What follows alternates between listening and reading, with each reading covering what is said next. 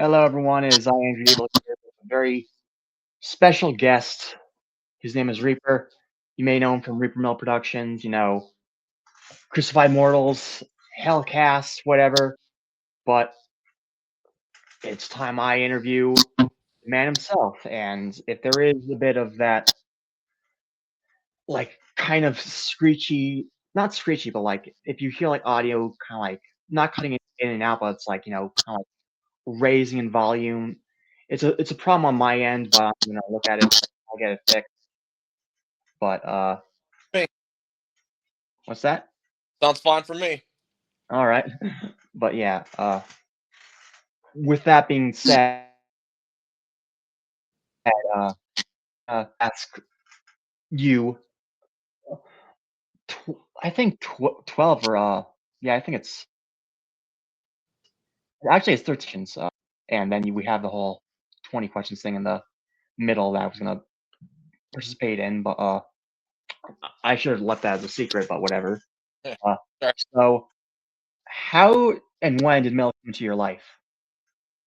Oh, geez. I think I was 6.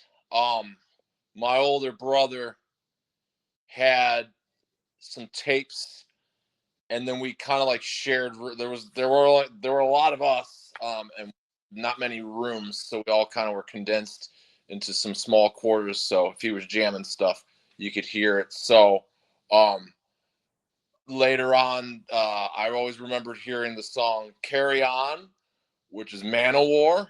Um, and then I don't ever remember him listening to Sacred Reich, but one of my other brothers one day like came in like, look at one of these. This is awesome. We got all jam it.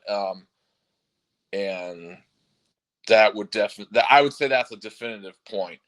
Um, but then I do remember scratching my dad's Mountain Mississippi Queen record. So if I was 6, damn, I was curious about music pretty damn young, which makes sense. But shit to even remember it like that. So definitely remember being really young.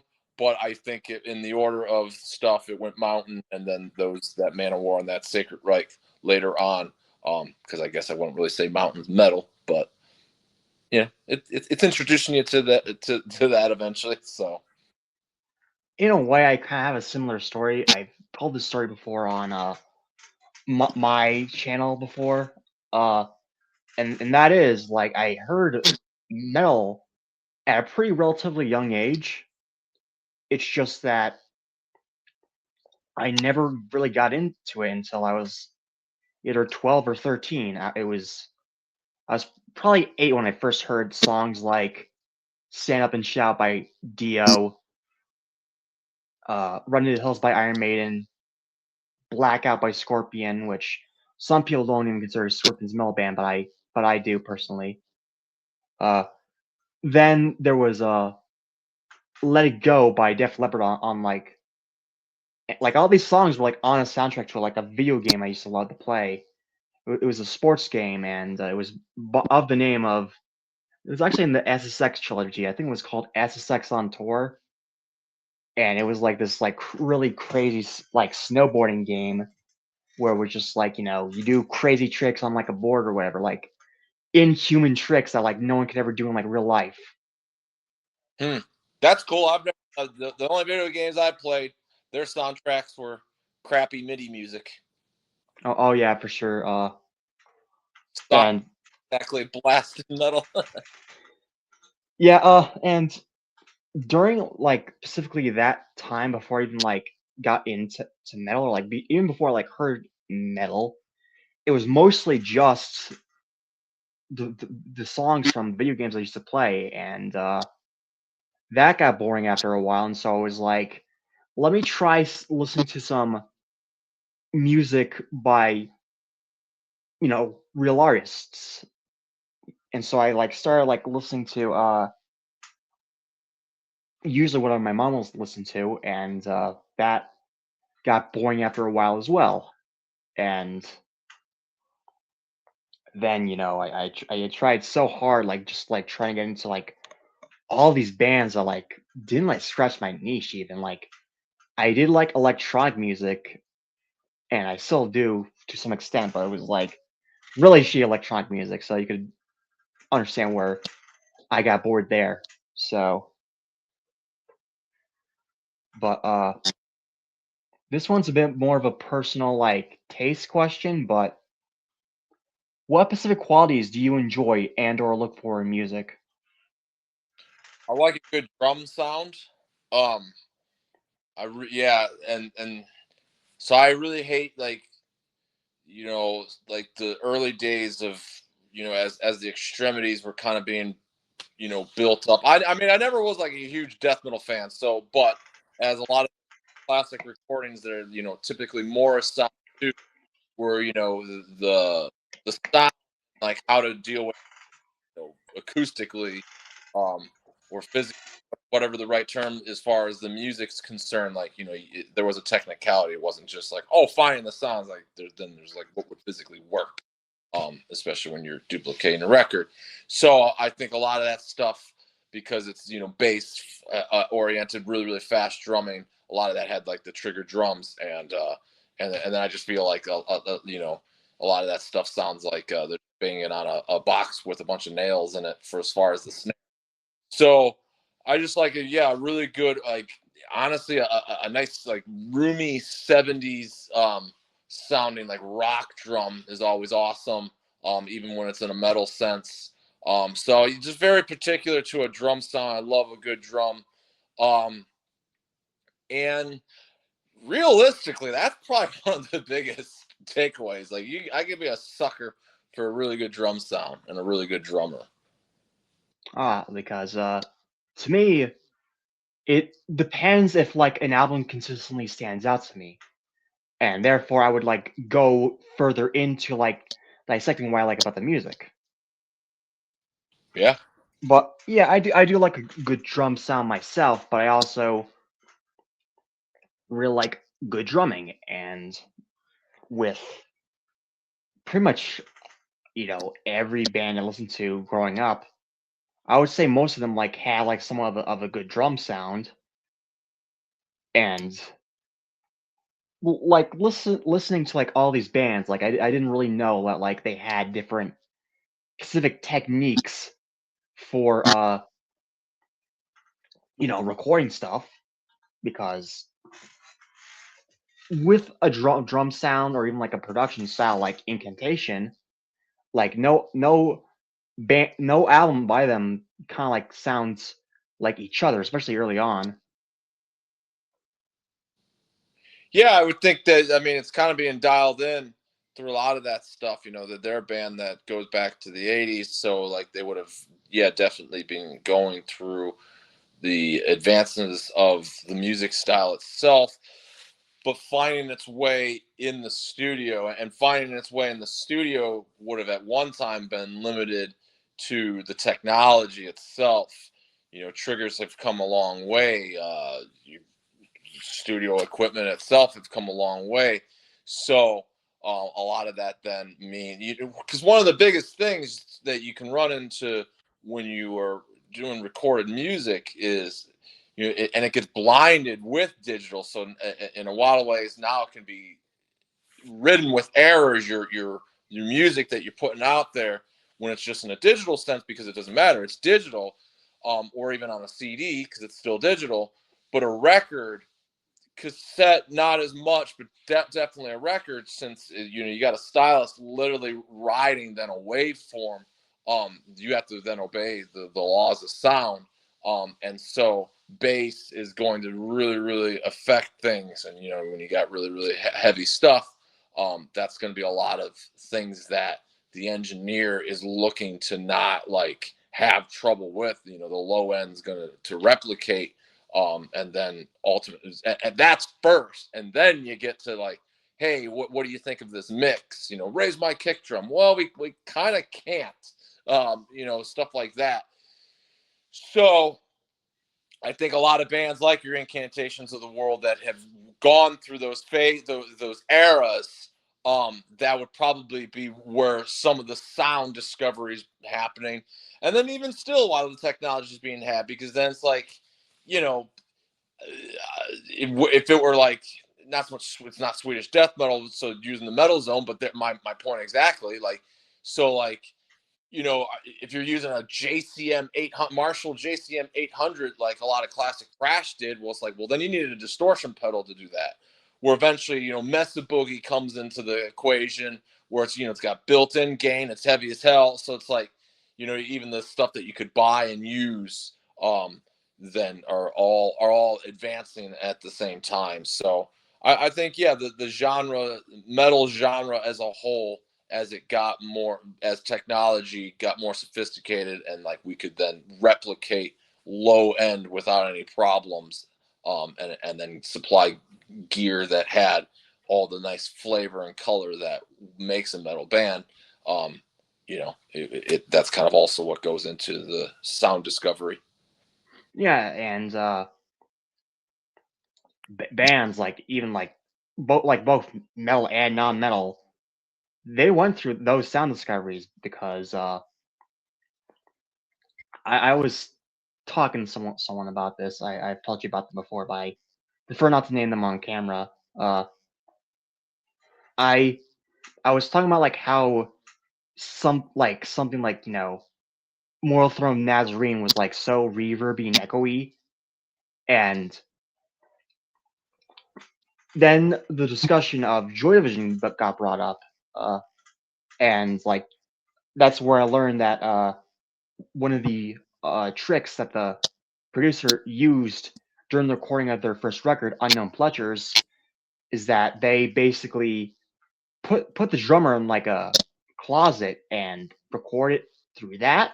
I'm not so sure how true that is, but makes sense why it's mixed like that. Yeah, it'd be very well could be. Then you get a lot of control doing that. Oh yeah, for sure. It's a very controlled record, I would say. Our next question would be how and when did your inspiration to become a musician come up? Anything in particular you want to mention? Probably just as far as forever. I heard riffs in my head, and I kind of struggled with it because I felt like an imposter for the longest time. I probably would have got. I mean, I started playing around like when I was like 12. And to me, especially teaching guitar and teaching all ages, but now finding people that are younger than 12 starting, then like, damn, I'm late. I was late.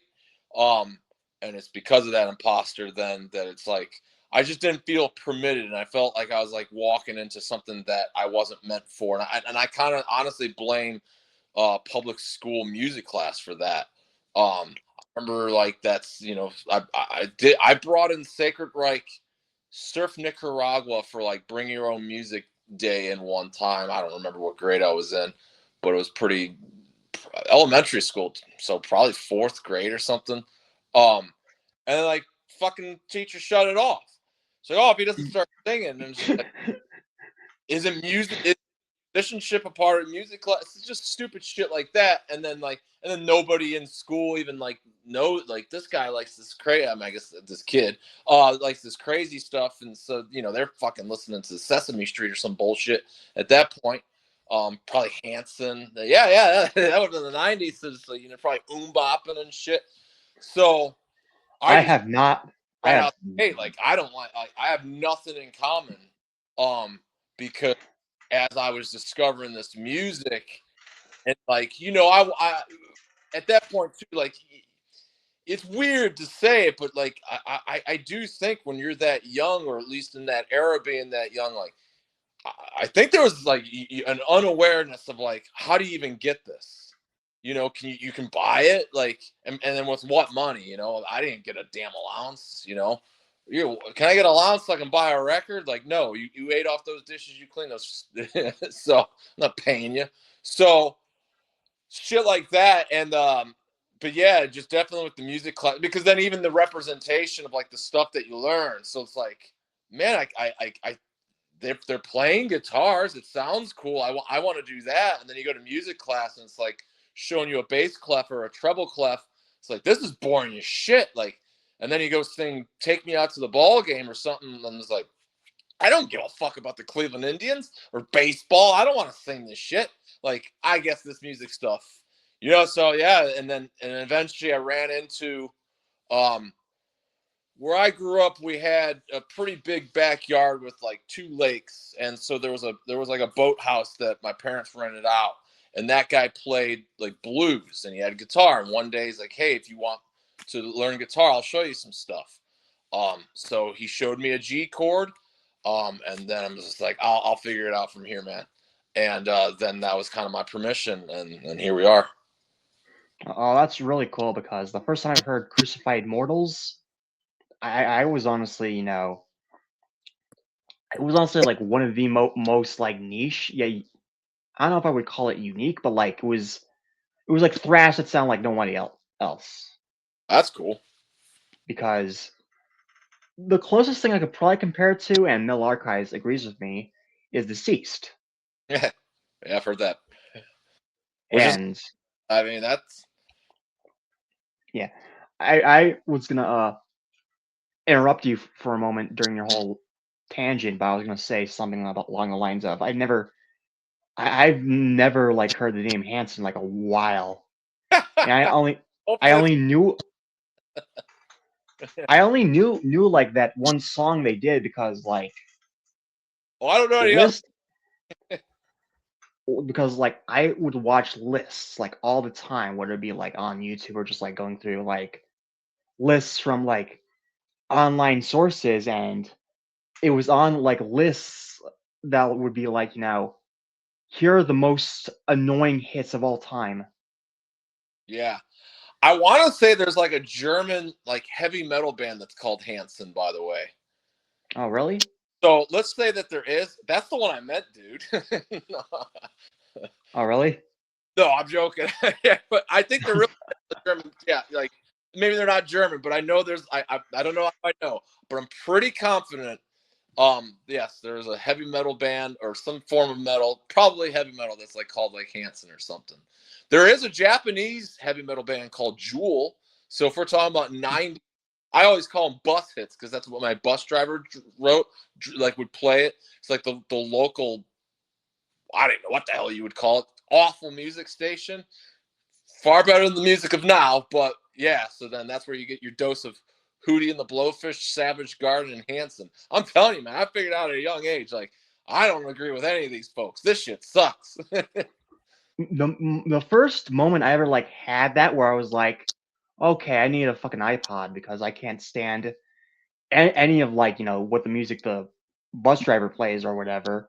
Yeah, well, And I was like, and that was even before I even like discovered metal. I was just like, I literally can't stand being next to all these fucking people on this bus. And that oh, was when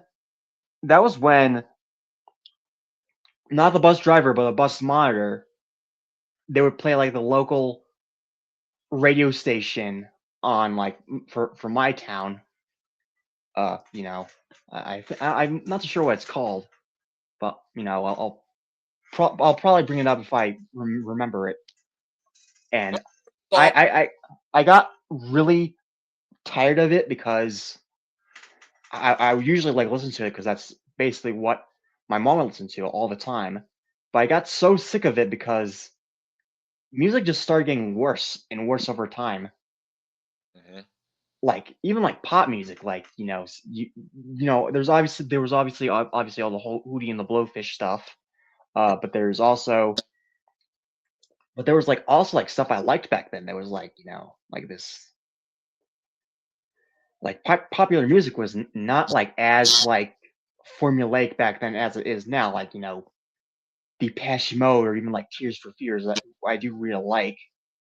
Mhm. But then this bus monitor, she's like whenever this one fucking Bruno Mars song came on, it was like a whiny piano ballad about like a girl she missed, which is like, wow, I haven't heard those before, and I I hated the chorus so much. What made it worse was that the bus monitor like the bus monitor would basically like encourage the whole bus to sing the chorus along with her, and they did exactly that. Mm. And that was the moment I decided I wanted to get an iPod. And back then, it would have been probably more difficult because iPods didn't exist until like what, 2000? Sounds about right. I never had one. Oh, that would make sense because there's a whole physical media thing, which I do like physical media because not only Yeah, does it support the bands. I mean, it also wasn't it didn't have purpose until a long time. Like don't get me wrong, like now with like streaming and crap, I do a lot of that, but yeah, that the whole download, like, well, I mean to discover, but then you were still stuck to your computer. So I don't know. Like once I got my damn, and then I had enough of a collection. Like once, I mean, it wasn't out the gate. Trust me. So, hey, I want to get my own headphones. Cool. You got an AM FM headphone set that was it. Like I didn't have one with a tape player. So it's like, well, great. I can dial in the same stupid radio station. Um, and then eventually, I think somebody handed down a cassette deck, and then it's like, all right, sweet, can't wait to jam this when I get cassettes, And then how the hell you get a cassette when,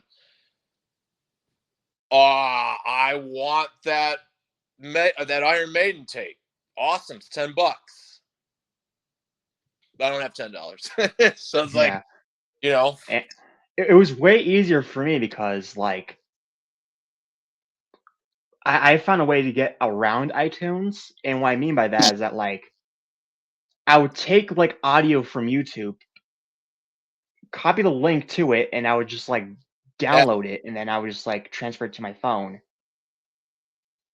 yeah, because as soon as like I hit 12, I discover bands like if you asked me back then, my top three favorite bands were Metallica, Nirvana, and Green Day, hmm. which kind of a weird combination considering they came from like different scenes and all that, and even different genres. But it's better than like your favorite band being like, I don't know, what's that one band you keep mentioning to me? I think Jane Remover. Oh yeah, it's probably better than that. Oh, there's no problem. That's it's unlistenable. Yeah. Anyways, our next question is how did the idea for a record label come to mind? I got stuck with it. we Oh, what were was that? I got stuck with it. All right. Then it came to be like, all right, we we did Crucified Mortals, and well, before we even did like recording, I remember I remember hearing about a digital camera, like digital cameras, like still cameras just came about, and that was when I was making noise that I thought was cool enough to start recording a demo. I remember using my mom's VHS camcorder because one time when we accidentally filmed ourselves, it sounded good, so it was like that must be good. And then I proceeded to set like a recording session, cranked everything, did it in my garage, and then walked away. Like, why does it sound like shit? You turned it up too loud, you dumbass. Um, but I didn't know at the time. That's how I recorded my demo. We had an inkjet printer, so it was like, oh, I could like come up with a photo. I thought I was so clever. I'm like, it's gonna be called "Hung Out to Die," and I'm gonna be hanging in a tree. And then we can use my cousin's digital camera. I'll put ketchup on my chest, and it'll be blood. And that's what we did. And that's the first Crucified Mortals demo. So I tell that story to say that like I think I was already kind of doing DIY to like not so much get stuck with a label as it was probably going to be a decision that I would have eventually made on my own anyway. That when we did when we were done with Converted by Decapitation, it was like, all right, well, like, who's going to put this out? And it was just kind of short lived to be like, let's just dude, like, let's just put our pennies together and we financed this whole stupid thing. Like, let's just, what's an extra grand or whatever it was to do 1,000 CDs. And then that's when the drummer of the time was like, I wanted to start a label anyway, and I want it to be called Stigmatized Records. And then one thing led to another where it started like, you wanted to start a label. Why are all the copies in my house? Why do I have a distro all of a sudden? But that was cool because then I started to gravitate where just starting the eye up. Like in those days too, this is probably like 2004. There wasn't really all these like find these old bands and reissue them. So it was like, oh man, like there's this really cool Cleveland thrash band called Decimation. And I want to like put their 3 demos out on a CD. Like I had a demo and I knew that there was 2 others. And so it was like through that, then I would have to like acquire it. So stuff like that pushed me into then doing the label. I was also though in like really early internet doing like it took us a while to get the internet at home growing up. It took us a while to get cable too. So when we finally did, and it was like, whoa, I don't have to go to the library and like be on the internet for 15 minutes before that you get kicked off and somebody else is using it. Like I can get one of those AOL profiles, and when you do that, it's like AOL.com/ I think my screen name was pleasure number 2 kill. So pleasure 2 kill. So like that would be like the website. And then but then I discovered like GeoCities, which then Yahoo merged with and shit. So it was Yahoo GeoCities. So that was my first website then, The Reaper. Yahoo GeoCities or geocities.com/ The Reaper, I think. I had the dripping blood GIF. I was really proud of myself. Learned HTML. Oh my God, I don't know how many times, it's like, oh, my website. And then like, let me go to the library and pull up my, and then it was centered. Like, what the hell?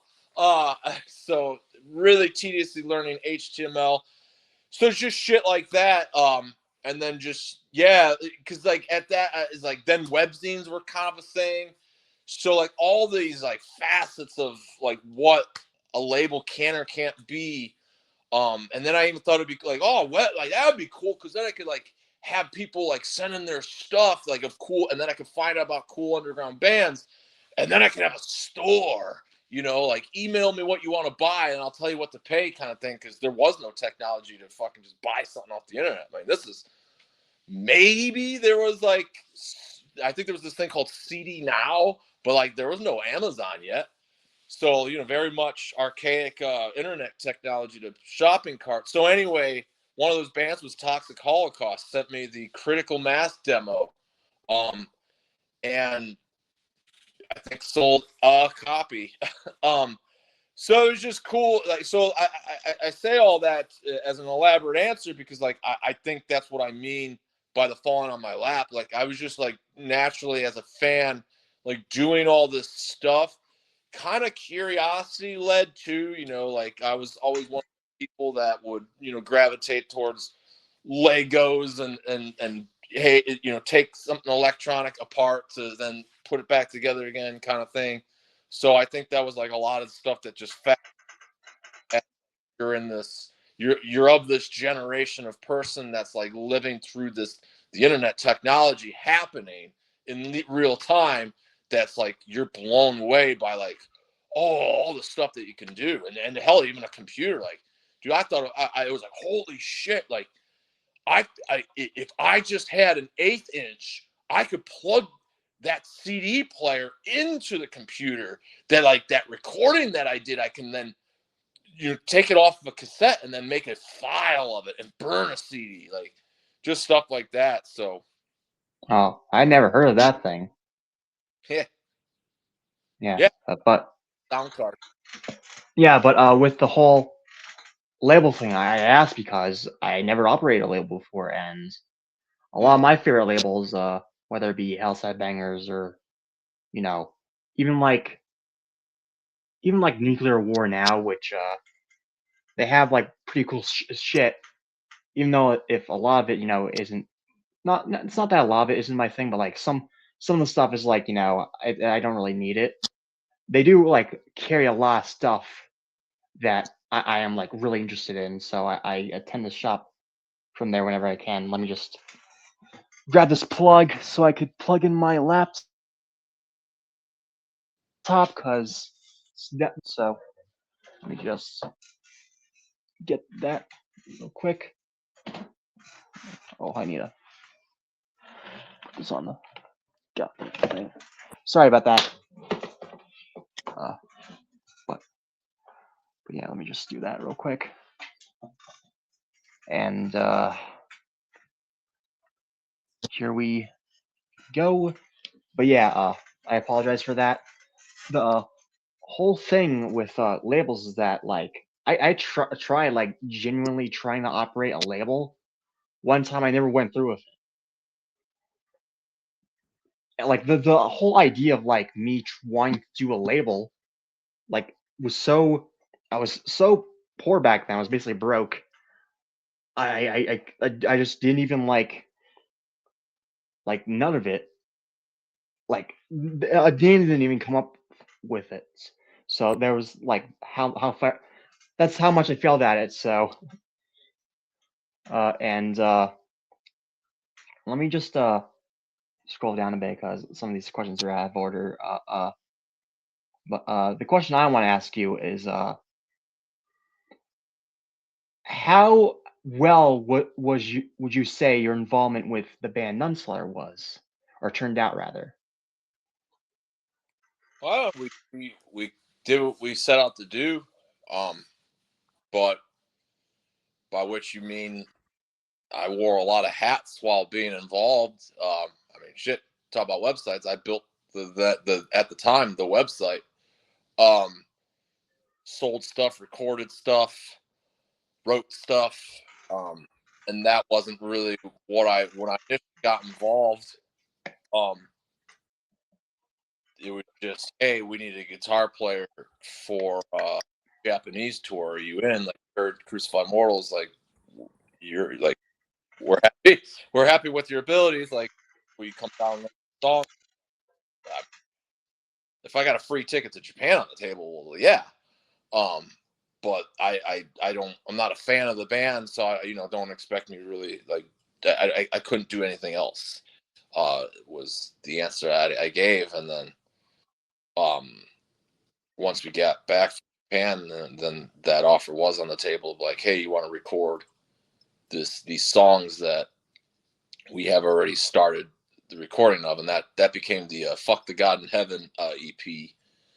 Um, that was just like, well, the songs were already established, so because I just got done saying that I wouldn't write something, and I couldn't. At that, it was like, well, I could learn these though. So with that kind of offer on the tails, I love, because I love recording, I love doing stuff in bands. I'm not like trying to be an asswipe to be like I'm not a fan of this, and maybe into some degree, like you could improve upon it or stuff. I don't know if all those thoughts were going through my head, other than opportunities were just on the table. So I said, yes to, obviously, Japan, got back, said yes to recording that EP.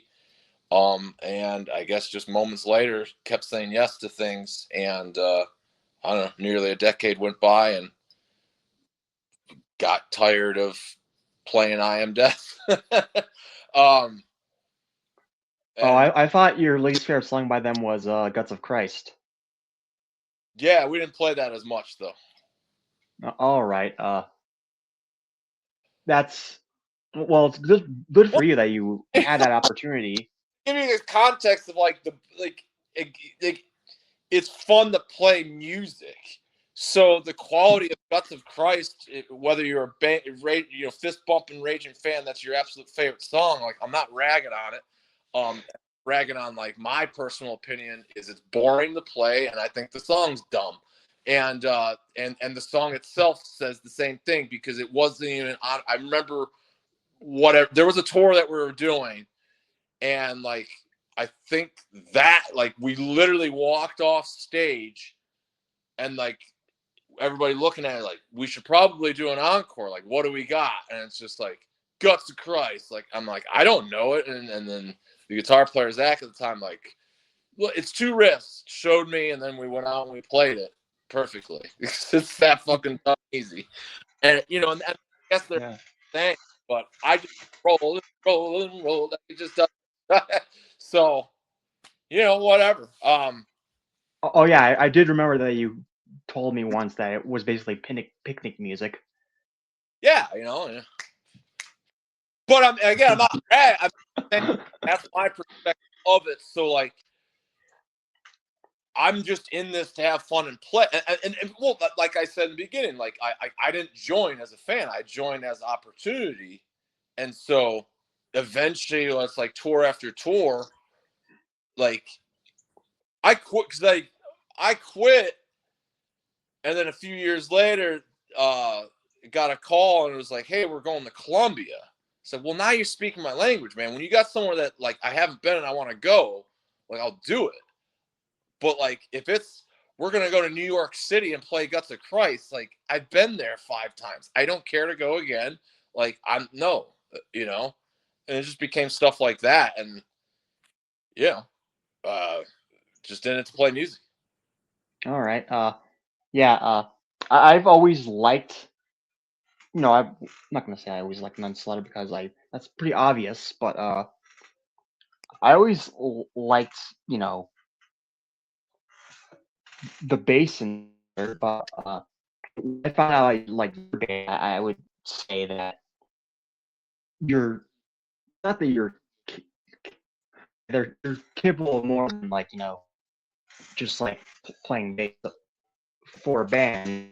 And not exactly do we lose?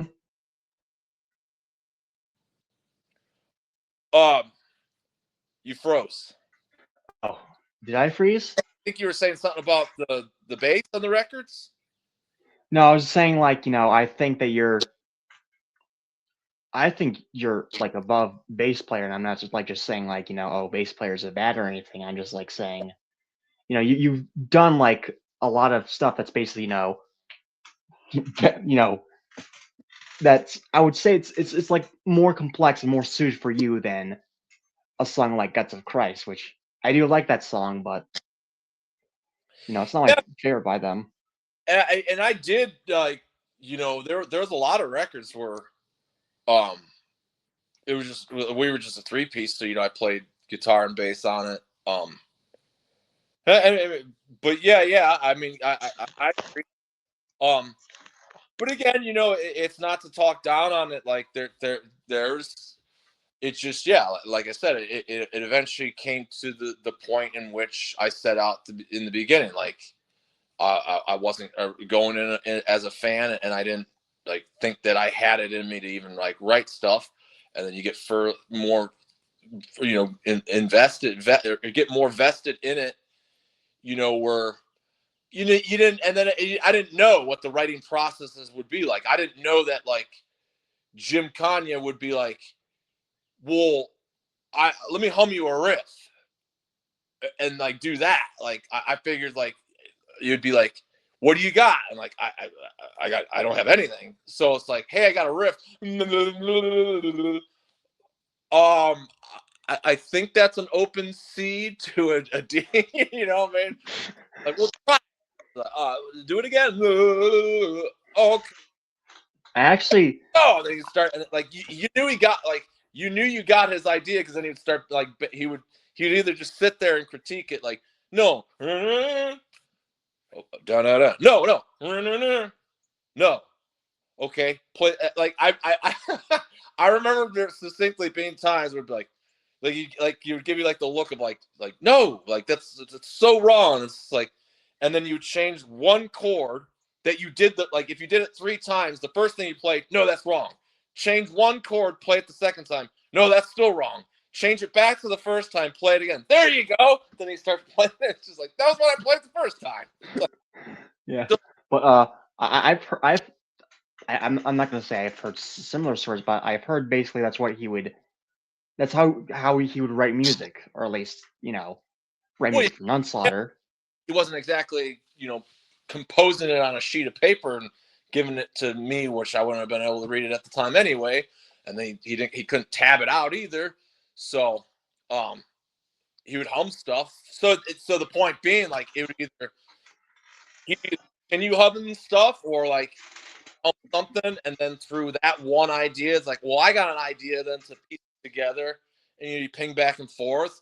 So I didn't know that. Like, I wasn't used to that. Like, I was used to like being the guy with the guys, and then luckily maybe one of those people that joins. I'm thinking of Zach at the time of Crucified Mortals. Like, when he joined the band, like, we were doing an EP, and then he contributed some songs. So it's like, this is great, that kind of stuff. So I thought it was gonna be those kind of things, and in a way, it kind of was when it if you think about the whole humming thing. But yeah. So and between building with hums, and then it's like, all right, well, you basically would leave every single practice with like, hey, we're going to write a song today. It's like, even if it sucks, like, so, and then, man, a lot of, DIY, where then like in our practice spot, like, man, like every band in Cleveland practiced there. So it'd be loud as fuck. You're like, literally, like, depending on what day you were, if your neighbor was there, like the wall would be rattling, because they're tiny rooms. And so when it's like, oh, we're gonna record at the practice space, it's like, how? Like, and then it's like, well, we'll do it at 2 a.m. We'll get a start at 2 a.m. and then we'll go to 4. It's like, that sounds shitty. I'll be there. Because I like to record and write songs. So, kept saying yes to opportunities. Yeah, but enough about your involvement with Nunslaughter. Describe your very first, or just like the first band rehearsal you remember, or overall experience went, and how did that affect you to this day? In my first band? No, just your first band rehearsal. Oh, like ever. Ever, yes. Oh, dude, I was excited as shit. It was sure. But it felt like it's kind of one of those things too. Like, the younger you are, like, time perceivably is slower. So it seemed like that moment from learning that G chord, and getting my a guitar, and just making this noise that I called a demo, which was by myself. Like, I bought like a Zoom drum machine that you could program bass on as well, and I programmed all this noise and did that demo. So I was by myself, and it felt like forever. And when looking back, I think it was maybe like 6 months. So my cousin, who eventually, he was actually in the band Necrofilth, at least as far as metal goes, but he's done a bunch of stuff. But he was like that first rehearsal, first person to jam in. He played drums, and we were into different stuff. But I remember, like, he was already doing something with a guitar player this kid was way better than me. I mean, he had been playing for a few years. I was just still learning, and I mean, we're always still learning, so I'm still learning to this day. But like, just picked up the damn guitar, so it had to be awful. But I know I was excited. And it happened more than once, so I'm assuming they were excited too. And so it's been a lasting effect to like just remind me, especially with everything I kind of described, with like, just kind of being DIY with a lot of stuff. Like, that hasn't left me. The latest recording that I just did, same thing. Like, I'm up till the wee hours, nuancing a note in a solo that it's just like, fuck, I got to go to work tomorrow. I'm tired. That lasting thing that first rehearsal still, has an effect on, just the drive that I've got and the excitement that fuels it. I've never been to a band rehearsal. I've never even played in a band with other people. I record music by myself, and I've been getting really bad with drum programming recently because I don't really even remember how to do it. So I'm like shifting around with ideas, and I can't exactly program those ideas, like especially with the software I use. And so I'm just like, I'm gonna hire a drummer, or at least get a session drummer and help me. Like that's what I've done recently, at least. That'll help you Like learn. no other details right now, but someone just from school, Yeah. near the end of high school, before COVID even. Uh, they just agreed to help me with some drum track ideas. So Hey, that's other people's involvement's always helpful. Breaks you outside of your own mind, and it can be fun. Like there's a laundry list, yeah. So and you can, yeah. I mean, I learned a great deal from. yeah, and before we get to our next question, or rather, my favorite segment of the interview, I'm gonna take some water.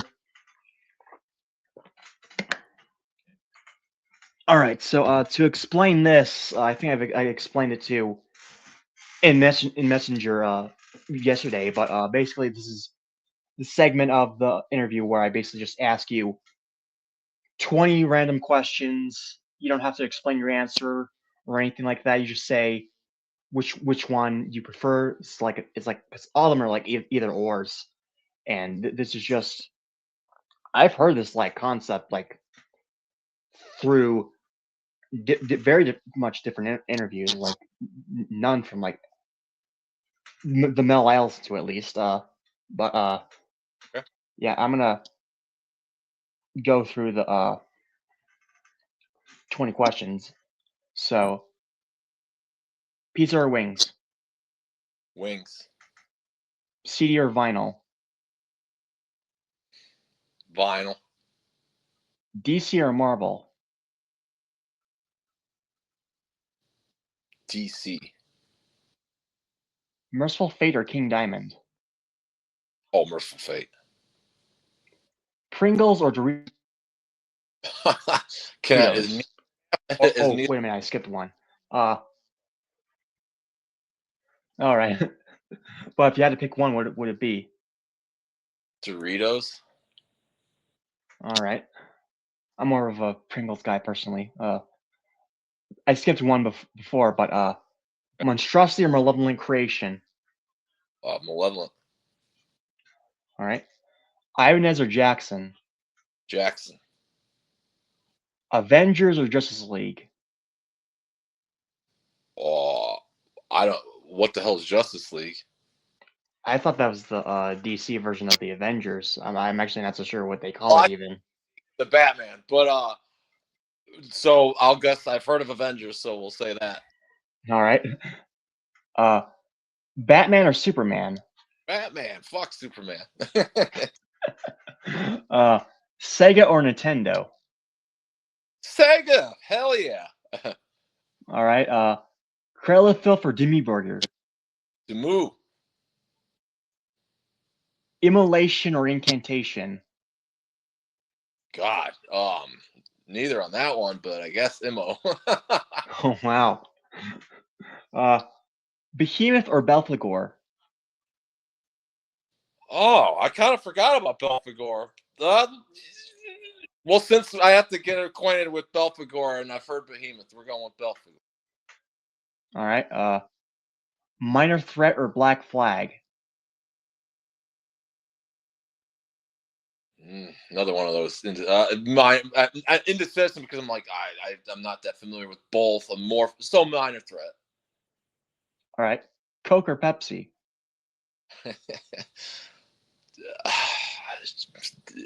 I don't know. I don't drink either. You can skip that one. But Freddy Krueger or Jason Voorhees? Freddy, fuck Jason. Guy in a hockey mask, lame. I don't know why anybody thinks he's awesome. I think he's awesome, but Well, the potato sack was the best version. I agree with that though. This is freeze, like it had like anyway. All right. DRI or SOD? SOD. Oreos or Reese's? Reese's. Sweet or sour? Sour. And the final one, and I specifically picked this one because one, it's one of my favorite discussions, and two, the first band you got into was Sacred Reich. So, Metallica or Megadeth? Oh, Megadeth every day of the week. Oh wow, because I choose Metallica personally. I could never hear Metallica again in my life, and I'd be fine. That is fair, but that was the first band for me personally, and that's fine. I'm just saying.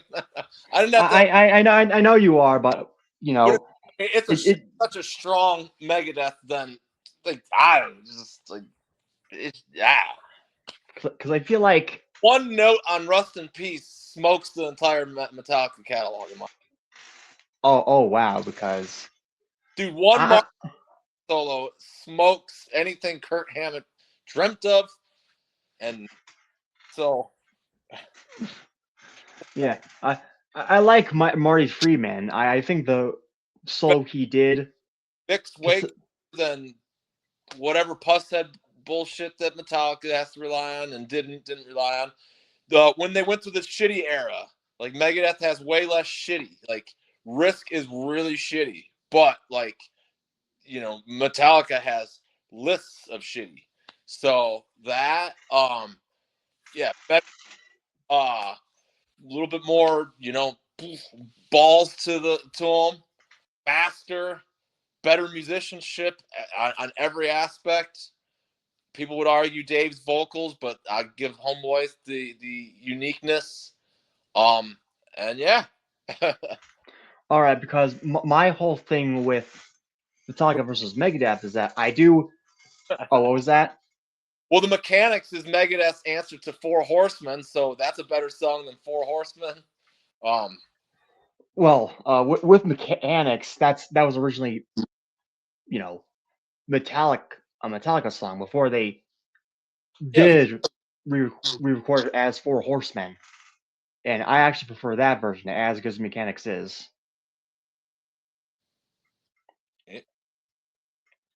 The thing with Megadeth is that I do like them, probably up to Rest in Peace, but like I only bother to really listen to the first two albums, and that's mainly because the dynamics of like the rhythm guitarist Dave had and the drummer he had, which no disrespect to Marty Freeman or Mike Nick Menza, sorry, I forgot his name for a minute, but I just think that their chemistry works better on those albums, the first two, than on Rust in Peace or even like Countdown to Extinction, which is it's not bad. It has some good songs, but I forgot I had a bonus one. Death metal or black metal?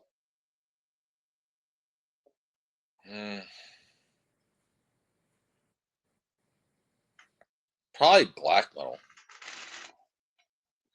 Because I honestly put them on like the same level. Well, just because. Oh, I'll you go first.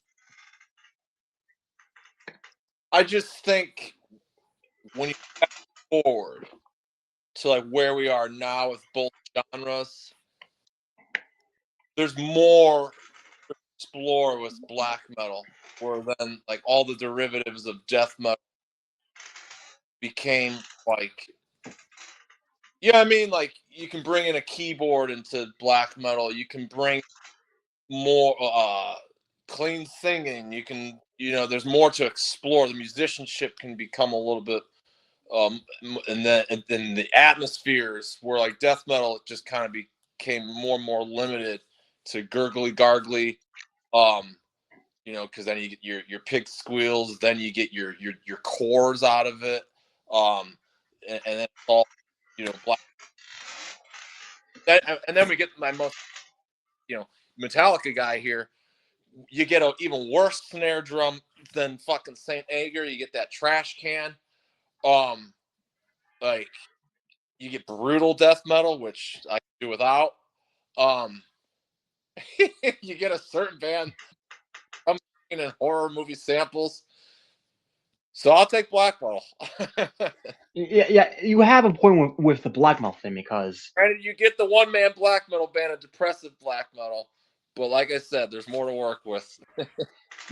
I was actually thinking, in recent times, there's probably more black metal that I would say like has more of an impact on me than a newer death metal band has because newer death metal like you can't really do too much with it. Yeah, I think you can, like, whatever they're doing with it doesn't interest me. Yeah, and there's like a lot of stuff that people say is like new, and interesting and innovative, and usually usually ends up being this is kind of my thing to either well, this is just some of the worst music I've ever heard. So Yeah, because like it just for lack, I guess even like when you're considering black or death metal, and like if you were to just keep it to the classics, like I don't particularly like a lot of the classic Norwegians. Like I'm not like fuck yeah, pure fucking Armageddon's what an awesome demo, and like and like the whole rawness and stuff that the classics would be from, because like something like then your death metal, oh, sorry about that. like more like the Florida, like some of that stuff just makes me feel like nauseous and car sick. Not because of the music, just like the production to me, like it's just so boring and dense. Oh, what were you talking about? You got there for a minute. Oh, I was just saying, like, I just feel even like when you hone into black metal, like that could come to a surprise as perhaps somebody that knows me or whatever. But I think that even historically, there's still more to work with that I don't particularly, love early Dark Throne or like Mayhem, but I certainly don't even really like Florida death metal all that much.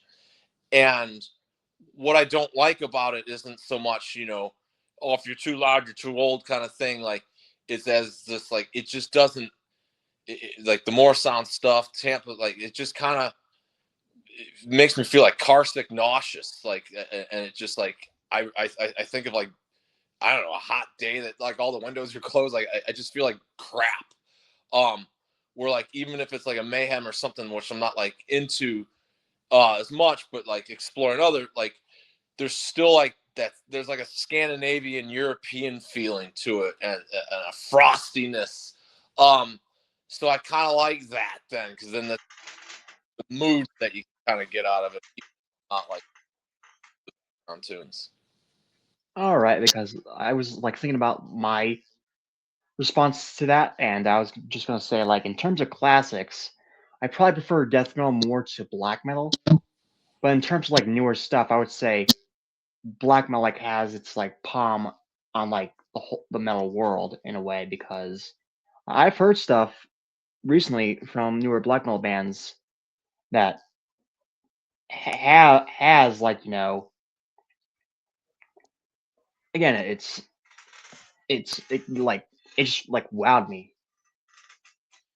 Yeah, and then but at the end of the day, to set the record straight for anybody that has to stick by their genre titles and label things, like that only goes so far, and it becomes nondescript.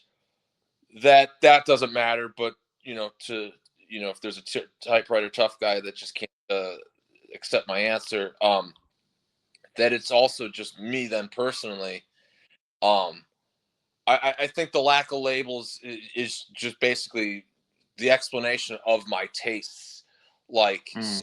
a lot, like oh, you like thrash predominantly. I'm like, I guess. Like, name me a thrash band that you think I like. Okay, let's do the test. Name me a thrash band that, like, when you hear, oh, he likes thrash, like, what would be a thrash band that one that likes thrash would like, would you say? Mm. Name me one. Oh, Like, name you one that you think that you like. no, just like if you hear somebody likes thrash, like what that's something that comes to mind that like as a generalized thrash fan would like. Well, I would think all thrash fans like Slayer, or at least like the first three. Yeah, I mean, and I do, but uh, they're not like my they're not my like identity fist bump. Like I love, yeah, like Hell Awaits is probably my favorite Slayer. And I definitely like that record. Don't get me wrong, but like I wouldn't like put it in like my favorites. Fuck, like I can go from like Corrosion of Conformity, like Deliverance, not Animosity and earlier. So Deliverance and later to something like Deceased, to Sadistic Intent, to Death Row, to then the Coffin Shakers, a horror country band from Sweden. So like to the Helicopters, like I like rock or guitar driven music, Mm.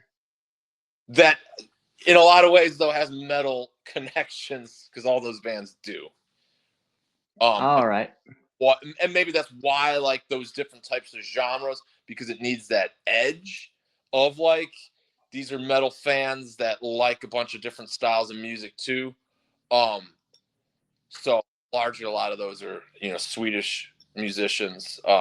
But I would say that yeah best describes my tastes. All right. I was before we move on with the interview. I was going to like mention some of the black metal that I heard recently that I was actually pretty impressed with. Yeah. Maybe you'll know one of them. Hopefully, not Okay. hopefully, but like I would figure it would give you something new to listen to. So, have you heard of the band Worm? WORM. W-U. I think it's just like Worm, like how you usually spell it. I believe so, but that could have been 1,000 bands. They released an album earlier this year that is honestly probably my album of the year, and it like was in like February or something like that. And I'll tell you, like it's not. I would say it's new, but it's new in a way that's like he's taking different styles and like putting his own twist on it. Right. And this is how I would describe it. It's if you took like an early '90s, not early '90s, but like late '90s Dimmu Borgir record, and mixed in like some parts that are like like unholy or disembowelment. And I think that what he does with that is like really cool. And Marty Friedman does a solo on that on the ending track. Hmm. And then there's stuff like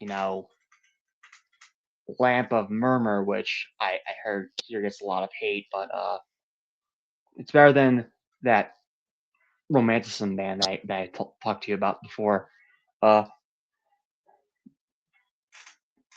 With Lamp of Murmur, the thing that he does is that he again like he's taking styles that like already exist, but he's doing his like own certain twists on them. But like his early stuff, like he adds like certain like stuff that doesn't seem like it would work on paper, but like stuff but like works either way. And don't like get me confused. He's not like doing some like Mr. Bungle kind of like type stuff, but he's mixing black metal with like goth rock on certain like early releases. Hmm. Cool. And even one of the covers of like one of his earlier records is a homage to a goth rock record, and I forgot what the record he did was called, but the record he was paying homage to on the cover was Floodland by Sisters of Mercy. Okay. And Stormkeep, they're coming out with another they're coming out with another record, and I got really scared because I saw the cover to their like first single, and I'm just like, why is it a cover of like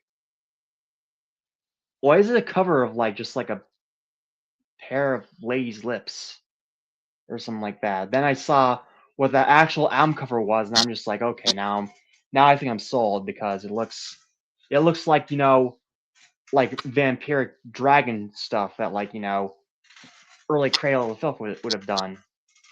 Right. And I listened to like the singles that were out for it, and I'm like, I'm excited for it. It'll hopefully be out this June, so that's what I'm excited for. But yeah, hopefully I give you some new stuff to listen to. Let's continue on with the questions. Aside from Taboo, any future plans or projects you want to discuss? I mean, one of them I'm not allowed to. They're a very meticulous group of individuals. Hmm. Uh, then after that, or alongside that, now that Taboo's done, um, I can kind of I think I can manage these two at the same time. The by Mortals band. Um, but yeah, finally get to the Crucified Mortals album. It was I mean, the Taboo stuff's like so different, but I think I had to get through it to even be effective with writing Crucified Mortals. Just because I think I kind of reached a point where I just didn't no ideas were sticking, Hmm. and I felt like I was repetitive in my own writing style, and I how to break out of it to I didn't even really know what I didn't like about stuff, um and I didn't so I just yeah I didn't really know how to like further, and the idea and then the ideas just weren't coming, because Hmm. there's a whole probably so I think there's like 5 or 6 by Mortal songs for the album that are already like drums, bass. What I didn't put vocals on them yet. I always usually do vocals last anyway, like just one and done. I don't really need to demo them. Hmm. So um those been sitting there for a while, and usually a lot of times when in a project, like one song leads like helps play into the next to like give you ideas of like where you want to go from there. Oh, where like we already have a fast song that does this. Maybe it'll say you can kind of see how like the record would play back in a way, and then maybe purposefully write certain moods or whatever. Although I don't really write that way. Hmm. So yeah, it just kind of felt a writer's block with it, with always fix it, and didn't really know how to, and so eventually then I just started, all these random ideas were hitting me that I would normally just throw away, and I didn't. It was like, well, fuck it, man. Like, I want to see where these songs go. Like, I'll just start writing stuff, and this going back a few years now too. So at the time, like I I got my current house, which then had space to put in my home studio. So along with that dream was to then like have a drum set that I could like really like. I was playing drums, but like it wasn't in a got wife and kid at the time. Um, so it's like, I don't want to put them through this shit. It was like literally in the living room, the drum set. So Mm. you kind of need the space then to really get serious about playing drums and stuff. So anyway, like now I had this drum set, I had this space, and then I had these ideas hitting me. So like I was demoing the Taboo stuff, like banging along the drums as well, and like I had every intention to like just play everything on it. And then I met my friend who's now the drummer, Aaron, and when he was just like, "Hey, you want to jam time?" It's like I'm gonna give him these songs I've been working on, and then his input was just so different than what I heard in my head, to then what he played on drums, and then it was better than what I would have been able to do. So Before you continue, mind if I ask you one thing? yeah, Is Aaron the one who runs the Instagram page? we both do. All right, because I saw a photo of like a collage of like punk records, and one of them was a record I recognized, and I was like, Craig would never like that band. Like, I don't think he would even like tolerate 1 second of it. I'm gonna be honest with you. Well, and that's very much why he's on. Like, dude, I'm not doing this. Like, I can't because his personality's in it too. Like, there's shit. There's some of the songs like the lyrics of them are actually like, you. As I was like trying to figure out how to sing them too, is like I was going at like a real like somber aspect of it because like lyrically, the kind of some of them are like that. And All right, because the thing was is that like if it's somber, then I understand why that specific record that I saw that I'm just like, how does Craig even like that record? I think it was I think it was something by Under Oath. yeah, he's a big Under Oath fan. All right, because I've only heard a little bit. It's not my thing, but that's what I'm saying. Is like when it comes, well, that's kind of the excitement of it. Is like, and what I felt was one of the cool things that, like, if I kept playing drums on it, it would have been a straight up probably heavy metal band. oh yeah, for sure. And like what he was doing, the stuff is like, well, it works. It's not like you're out of time or something. Like I just would have never thought to do that. And it just, I mean, there was one song specifically that's like more punk. Um, and like I would have just kept playing it straight forward, and then he like pulls it back and like just grooves it. Whoa, I would have never thought that would happen. And so like even for a second moment, it's like I like it. Like I had to like kind of just adjust how I played it because like it wasn't in the pocket enough when I was like, I mean, it sounds fine, but I feel like I'm in a different band with this. So that there's a little bit of adjustments. Because it's like not to me, but like I wrote all the music, so it wasn't like like he said, oh, we need an Under Oath sounding song or something. It's however he hears these songs through his lens that change. Oh, all right, that makes sense because I it would be really funny to hear you make something that like sounds like I don't know. What was it? What's our third record where they really blew up? I forgot what I it was called. I But never it heard has the picture. When the Sun Sets on it, and that's like a really popular song with a lot of like you consider flop hair kids, but it's also like really just popular in general, like Right. with a lot of fans of music. Yeah, yeah, there's definitely shit that I've never heard of until I met him. That's one of them. But that to me is what's cool about it. Because again, it's just fun to play music, and for this, yeah, like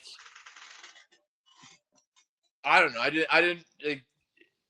didn't want it because then if it's like it'd be too stuck in some sort of like, oh, you're like worshiping maiden or priest or something.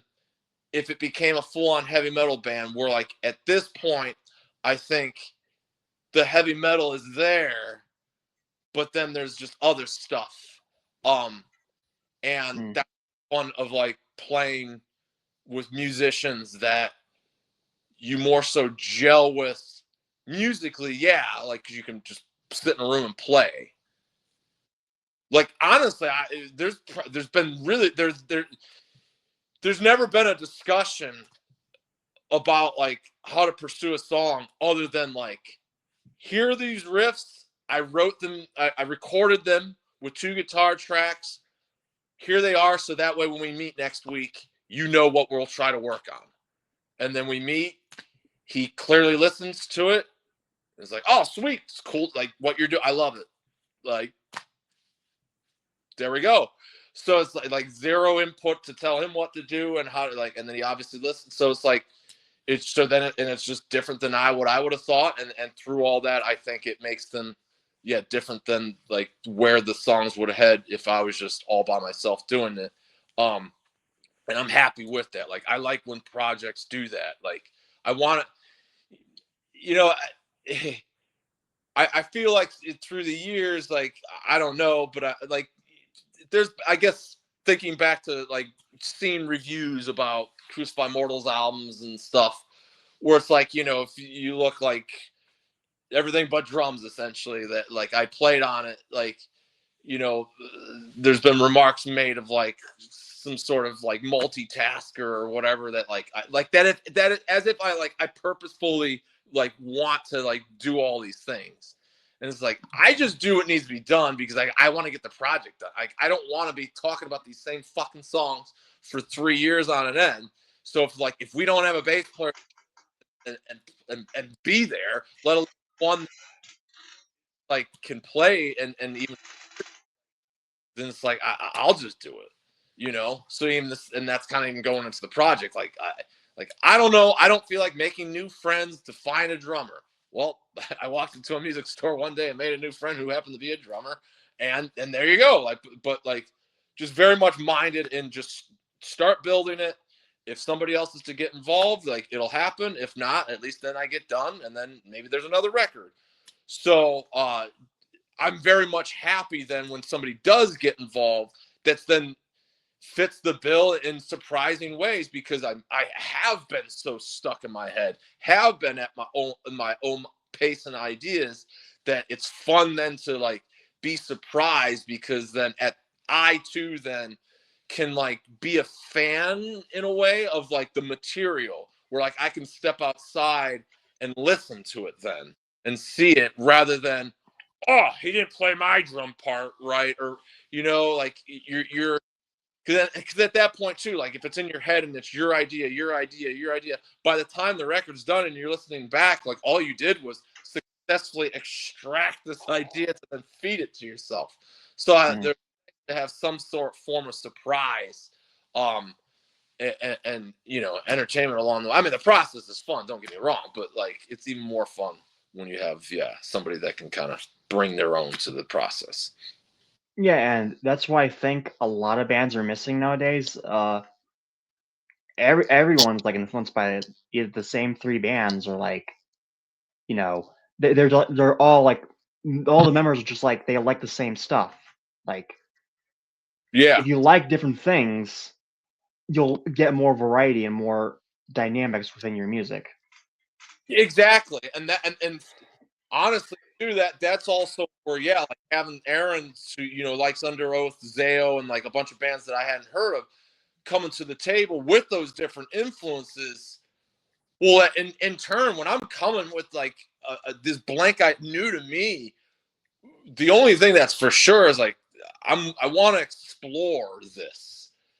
So it helped like open up that exploration that like I would have probably been uncomfortable with, you know, if you got like the scene guy that then would turn it into that heavy metal.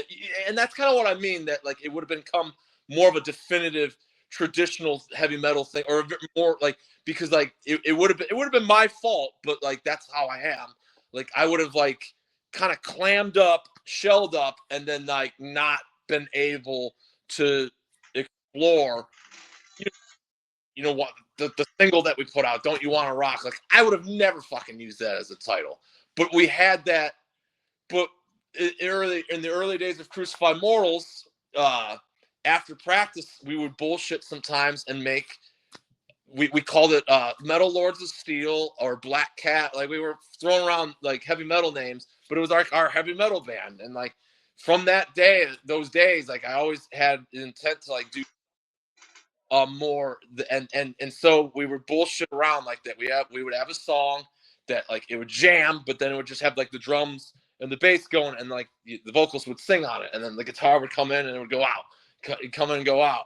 And so Zach would always, the Chris Von Roll's guitar player, he would be the vocalist.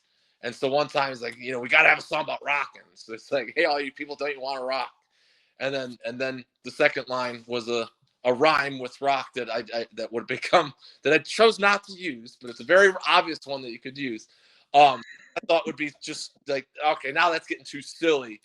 But I always wanted to do that because, you know, breaking out of the shell then and the, you know, Taboo going the way it did, like it added a layer of comfortable humor, yet where the song itself, like I can still be myself in it and and paint a message, because it's not political, but you know, it's because I guess that would be directing politics directly as, but I guess I don't know, politics are a well spread thing. So basically making fun of shit.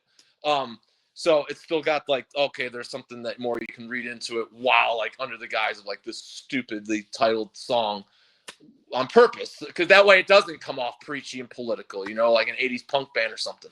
So, or 70s. So just shit like that, because then, yeah, there was a humor that could then go too silly that like just now get out, maybe not to the entire project, but then once that song has its identity that might be a little bit more loose and humorous, well, then it like put in perspective, like, well, holy shit, this song over here is like way too serious. Like, use a little bit of that tongue in cheek from there. Like, don't make this one tongue in cheek, but like that's the same guy that's singing this kind of thing. So like, loosen up if nothing else. Do certain shit that might come off. Like, there's like, you know, on one side, you know, did like just like a falsetto like harmony with it that like I would do like goofingly, where then it's like, we'll use that and then see what it sounds like, because something that might inherently, from your perspective, sound like shit might be really, really cool and not sound stupid, shitty, or whatever at all when it's like just a little element inside the recording. So I think things like that, it broke down those walls, and helped, yeah, just find something that wouldn't just be this single one man band 2x4 that would be probably really like, yeah, focused on and serious. I'm just used to, you know, I'm used to writing focused through the lens of Crucified Mortals, None Slaughtered, all the other projects that are, you know, Spawn of Satan. So like things that are just, yeah, like you're trying to be more horror movie based and dark and evil and fucked up. So different character for me. With the whole political punk thing you mentioned a bit earlier while you were going off on your tirade, it's you know, it's very true, but there's also like punk bands who can at least, you know, have some sort of humor to them while they're discussing like serious issues or whatever. And I feel like if we use more of that, we can at least like get somewhat more of like a unity intact. Whereas, you know, where everyone's like arguing over like just like current issues or whatever. Yeah, I think I was talking to somebody the other day. It, it might be related, but I think it is when I come back around. I guess we were just talking about music in general. Something about like, what, not happy. Well, that's not happy. And then I just stopped. Like, so would you say, like, 'cause I'm agreeing with you, but like, would you say that like good music is not really happy? And he's like, well, name me a happy song that's good. And I'm like, So it's like I think it's it. So it's like, and so I think in a lot of ways that, like, yeah, if you got your politicalness and you add your humors and stuff, your humor could be essentially be like, does humor walk the line of like happiness, as one could think, laughter or whatever, or like anger though, because it can be both, right? And so if it teeters on those things, it could it maybe it's the line, the more big line that then doesn't disperse the things, and it just attracts both a happiness and an attitude and an anger, but then puts them into humor, and that way then the gels, the meshes and the butting of heads don't happen. um so I don't know, but I've always felt that, yeah, like, whatever these reasons are, like, a song, it's fun to story tell, but like, stories too are more ambiguous. I never liked trying to like outright ruffle feathers and like present an opinion without some sort of metaphor to look through. That way, if they even gave a shit, because that's the other thing about a song. Like, what's it about? Like, at the end of the day, like, that's for the people that want to find meaning. It's an Easter egg, I guess, or that's how they identify with music. But like, I think a lot of people, probably most actually, don't give a shit, and like the music should just catch you. Maybe that's on the writer's job to like have some sort of meaning, so that way they can get immersed in the song. However, happen, and that's my process. Um, so Mm. yeah, whatever comes out on the other end, if I have no idea and I didn't give a fuck what it was meant, I just thought that was a killer riff and your vocals sounded good on it. Job well done, then. And because music, yeah, you should. Well, because then too, it can be dated. It makes me think of Dayglow Abortions, Fetus to Fetus. It's got Reagan on the front. I love that record, but it's kind of dated now, like the politics on it. So, Oh yeah, for sure. And a lot of bands now, like, there's a lot of shit happening in the current political world, and they kind of like use the whole like, let's use a political figure on a cover right, and like make fun of him, which that's it's not gonna like age well if you look back right. on it like years, like 20 years from now. Like, y- you know, I hate Trump, but I kind of can't stand to see another grind band or even like another punk band in general just to like use like some sort of like ridiculous caricature of him on like cover anymore, because just like, what's the point? I mean, I guess one could argue it's kind of like a They Live came out in the 80s. Oh, that's still speaking about today, even though it's a John Carpenter reflecting on Reaganomics and stuff like that. The argument that one could make is like, to be blatant like that and put the today political figure on the cover with his head blown off or whatever, that like we need to kind of have this documentation of like where we've been, and or just that's their style of art, is being blatant and telling it factually and straight up, like, and it's all effective, into how you're, I mean, for some reason nuclear assault comes to mind, or a lot of like thrash stuff too, like, was kind of more so referring to Reagan and stuff. And but is it if you can maybe make a connection today, like maybe that is the point, and why they don't think it matters to be lasting, or it's fun, it's like looking through a memory book, like and old photos, like it doesn't matter, it still has its relevancy because it's a product of its time, kind of thing. So who am I to judge? I'm just describing how I go about, especially in this case, something brand new to me, where I wanted to use a title to a song and bring humor, and that was my Mm. to do it. I was essentially making fun of social media too. So Yeah, because we all have that social media problem. But yeah, I was gonna bring up a band that I think is a good example of like, well, at least early on because they get more serious later on, and I'm not gonna say their later stuff is like bad or anything. In fact, like one of my favorite albums is like from their more serious era. But there's this band I mentioned them to you like before, but they're a really political punk band called Propagandy, and on their first two albums, they're not really well. They are taking themselves seriously, but they have so much humor and charisma to them, where it's like you can kind of see you can like at least poke fun at like the issues that were like kind of like going around at that time. Like there was no, and they don't even like bring up a certain political figure, unlike what would be later on in the serious side of them.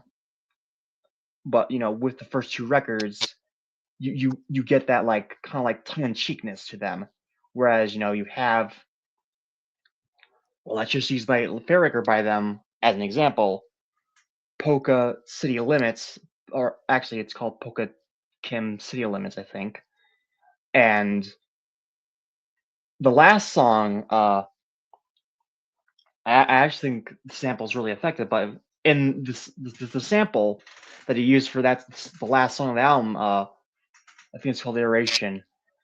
The sample, the beginning sample of it's basically just a George Bush speech, but like every time it like pauses, there's like sitcom laughter or something like that.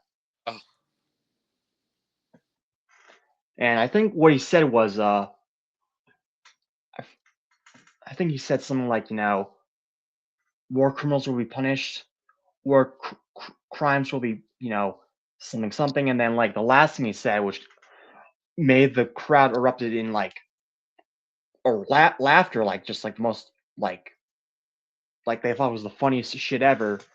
And I'm guessing it was from like a TV show because I was trying to look up that specific clip, and it came from like a 2000 like TV show where just like it would like cover politics or whatever.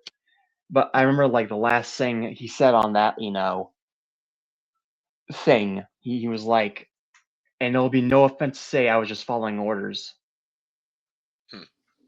which if you know anything about late 90s 1940s, not late 1940s, but like mid 1940s Germany, you would know where that quote can seem kind of like funny to someone or like in an ironic way. But yeah, they use that sample, and it isn't really dated to me, but like looking back at it, you can kind of like almost see where someone could make an argument for it. Whereas on the first record, there's like not throwaway tracks, but like some tracks that are like less serious and obviously like no political messages involved with it. Like there's literally a song on the first record called "Ska Sucks," and literally they call out one they subtly call out one of the guys from Rancid, and it like goes something like Rudy, a message to you, Rudy, fuck you, Rudy, Hmm. which I just thought was hilarious because you know Rancid is a very annoying band. So let's move on to the next question. You actually kind of answered one of them for me as you were like going on about Taboo. You were mentioning some new Crucified Morals material. Yeah, seems like I've been saying it forever, but kind of like what I was saying earlier, had to get through one thing to be effective at the next. But stuff demo have like it'll be the first stuff then with Thomas from Redefining Darkness Records, um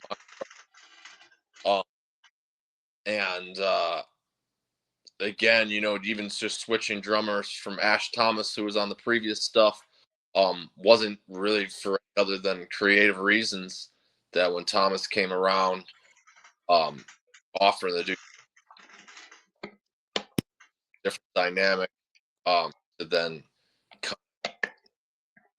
just like saying, because like in some ways, like Ash lives in Cincinnati. I live in Akron, so he's about 4.5, 5 hours away. Maybe not that long, but a couple hours. And so um, there was definitely going to be more like just feeding the ideas. I mean, with I would program drum stuff to give him any sort of reference to then do his material. Click track. So a lot of like just being stuck in that space, my own mind, were to have somebody local like Thomas, then to where it's like, yeah, I can go over your house, like we can kind of hear, if I got a block in a song, like at least I can play with what I got, and you could play. A lot of times the ideas come about when you can ping pong with somebody else or just hear a drum beat rather than like, well, I got an idea. Let me go sit down and program the drums now. So it's like, it's just too much in your own head that, sure, I could program a drum beat or, a thrash beat, but then like, if that's not what I want, well, maybe I don't even have it in me to know a badass fill because I'm looking for a badass fill. So if I could program a badass fill, that more and more, it's all just in your head. You're in your head. So that like if you got somebody you could just sit down with that can then just feel that badass fill and then do it and a badass fill that I couldn't even foresee, that then is going to break that block there and help write the song. So yeah, so that has happened then with the stuff that we've worked on.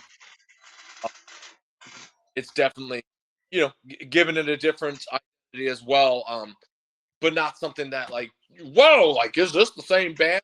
Nothing like that, just enough to like keep pushing on it. Like I've said it before, that like just with Crucified Mortals, like I always try to make every record to be like it's always looking for the correct like working of like heaviness with then like just sounding eerie, because like I just think through like what metal is, a form of rock, power chords, can kind of lose what the rest of like, dark sounding just musical tones put together can achieve when you're using layers of shit. For one, you got layers of distortion, like you use all the methods. So try to be just figure out stuff like that and write just, I don't know, things that sound just like dark. I love horror movie soundtracks. So like a horror movie soundtrack, like description, not and not to the, oh, of course, because you guys like, you like it, you sound like this, or rigor mortis and stuff, like, and they sing about like, no, not sing about horror movies, but like you put this on and it sounds scary, whether it makes your flesh crawl and your hair stand up is a different thing, but just Halloween theme or Phantasm or whatever, makes people's hair crawl, tell it's gonna happen. So just kind of like that. Oh, cool. I'll be sure to listen to the new album when it comes out or when it's finished or whatever. Yeah, can't wait for that day to be. Feel like I've been talking about it for a while. Yeah. I have a couple more questions for you, like 2 or 3, and then we'll finish this interview up. Has anyone recognized you in public from anything? Yeah. Oh yeah. But that I don't know, that's are you asking me like what for what? Oh, like have you like been like just like walking around in public and like someone like noticed you? Oh, hey, you're Reaper, like someone like that. not at the grocery store, but yeah, at like a show or um, you music store when I worked there, and there was so yeah, there's I'm not just well, maybe I'm not out in public enough for the, but yes. All right, because I've had people come up to me and like just say like shit that's like, hey, I know you from Facebook or whatever. Right. I'm not Mr. Famous or anyone like that. It's just that it's cool to like meet friends that you just like talk to over the internet, even. Yeah, I guess what I was going with is it not at the grocery store, so it's at a pretty suiting place that you'd be like, all right, I could see why you would run into me here. But then again, that's where I backtrack. Is like, well, I'm not even really going other than the grocery store. Like I'm usually going to those suiting places. So All right. So with that being said, I have two more questions for you, and first one I'm gonna say is or ask rather, uh, what would you say to an aspiring metal musician who looks up to you for advice? hmm. Well, I think at the point they probably would ask me maybe a bunch of stuff because that's maybe enough. Um, because of all the stuff that I've done, that they could be asking me, you know, a record label type thing. They could be asking me a band, like how to build a band type thing, or just even playing an instrument. Um, so I guess that would be a form of my answer. Would be to for as much as you can push for whatever you're trying to do, um, you can do as much of it yourself. You know, Mm, um, because we have so many tools. So if if you find that learning on your own, if you can't like just pick up some literature about if it, say you need to learn something on guitar, and then you're trying to study through watching a YouTube video and it's just not clicking.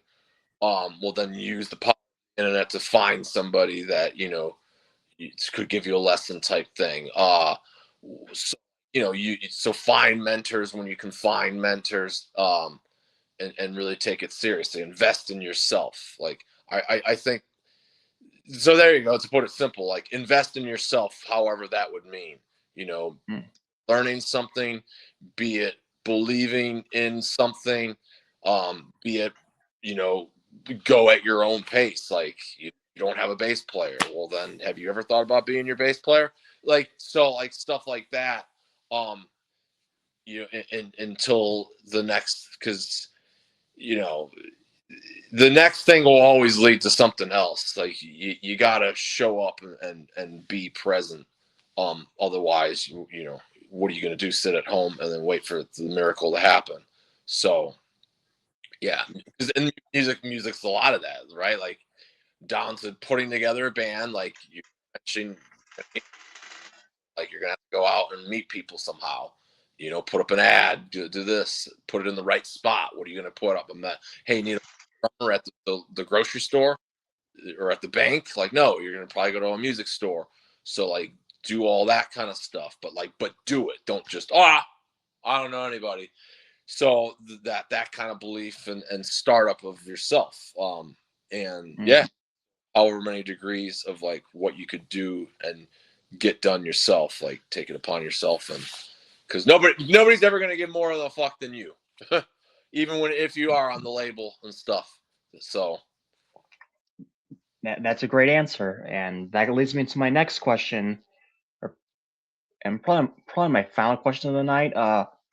What words did you learn from musicianship? No, what words from a musician that you liked personally and personally looked up to that you I read it wrong again, but I get what you're What saying.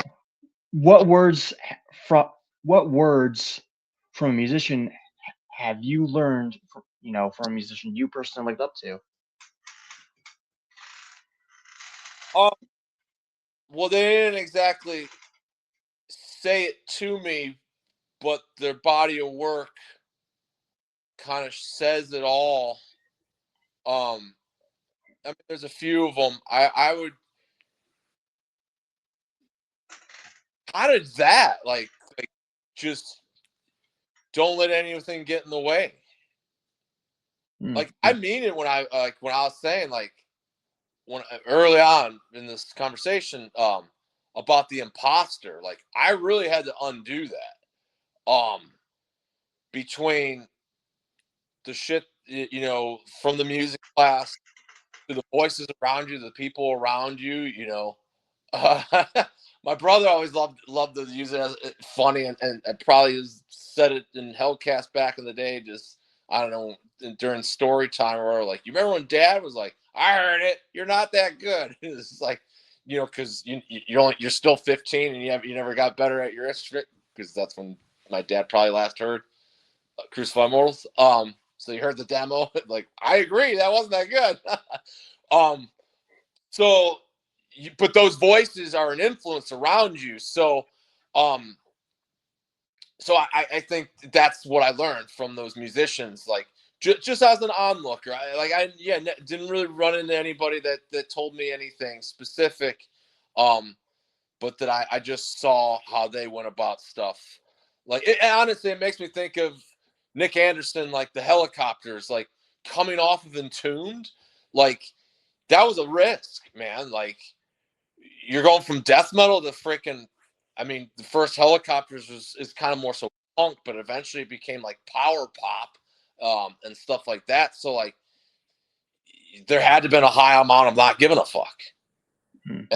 So like, he had the ideas, he did it, and then look at what those bands are. Corrosion of Conformity, like got fucking massive shit from going from Animosity to Blind to Deliverance, but like they stuck with that sound, and in my opinion, I like that shit way better. So like, those are the lead by examples that I heard. Just like if you got the ideas, you got the drive, like do all that stuff because that's what all these fucking guys have ever done. You know, not to bring up the Metallica references, like this line, like look at how like pivotal Kill 'Em All is. That like Hetfield hates his vocals on it, but if he didn't like just believe in it at the time and do, then it would have probably never happened, or they would have sat there refining those songs over and over. So yeah, to me that is the best bit of advice. Don't nitpick the nuances, um, and just keep going. Let the ideas and like the body of work too, like kind of be how you expand on stuff. Because eventually, too, man, like you're gonna get sick of the idea. Like, how long are you gonna want to talk? That like if you don't just like make a decision and walk away, which that was actually something that was at least more recent that it wasn't defined. It was just something that gave permission to be like, oh, you guys go to that too. So shout out to Mike from drummer of Exhumed. Um, he was talking about the latest record and just how like nitpicking the take, like let's try it again. He's like, just sometimes you just gotta say it's as good as it's gonna get and roll with something. Because what are you gonna do? Just keep nuancing and nuancing and beat it to death. So it was good to just hear that somebody in his stature and position that's the way that they pursue things as well. Awesome, and that was our interview with Reaper. Everyone, Reaper, do you have any comments, questions, or concerns? Uh, I'm concerned by anybody that will not click the links and descriptions. No, I just like anything, I obviously came here to have a fun chat, but if you were just meeting for the first time, dear viewer, then by all means, check out the stuff that I'm done. It covers a wide range. So if you don't like one thing, well, then keep checking stuff out because you'll probably like something that I either released, produced, created, or a band that I wrote stuff for. So there's a lot out there to go through. So Reaper Metal Productions .bank or bandcamp.reapermetalproductions, however you get there. Links, go look, type in Reaper Metal Productions into Google, you'll find it. And yeah, go down that rabbit hole. There's plenty of hours, probably a year's worth of material of something that has my name on it to some degree. So check. Awesome. Awesome. I'll put a link in the description. And meanwhile, this is Andrew Gabriel signing off of my second interview ever. Stay metal. Cheers.